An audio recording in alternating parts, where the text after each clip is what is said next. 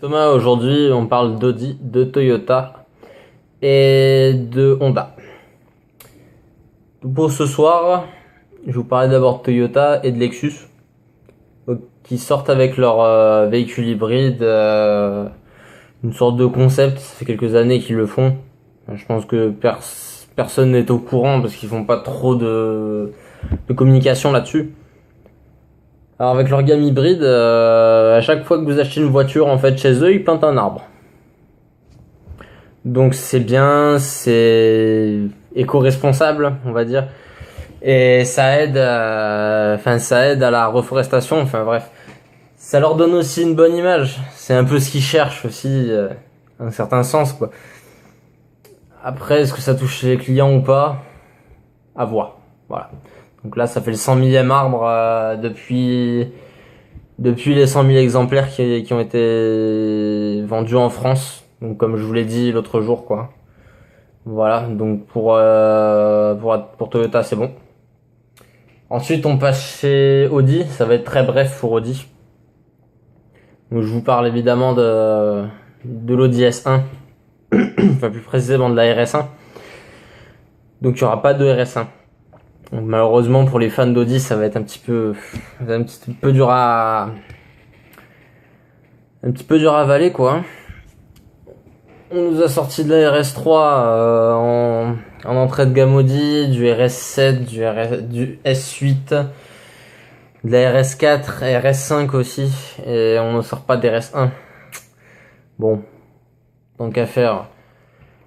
Voilà, pour l'instant, la nouvelle génération de S3 n'a toujours pas de RS. Donc en compensation de la RS1, ils vont sortir une RS3. Donc apparemment, ce sera à environ 300 chevaux à peu près.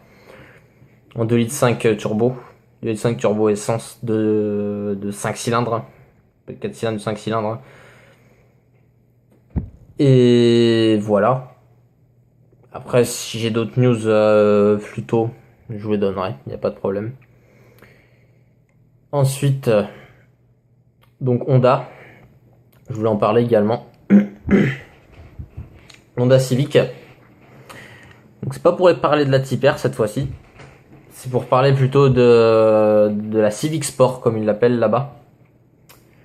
Donc c'est juste un pack de look un peu avec en fait si vous voulez les feux à LED, le système d'infotainment, enfin le système de connexion avec les autres voitures ou avec votre smartphone.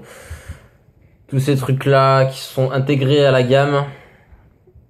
Donc les feux à l'avant et à l'arrière sont intégralement LED. Pourquoi pas? Pourquoi pas? Ça ajoute un certain look. Déjà c'est une bagnole qui a une très belle gueule quoi. Faut le dire.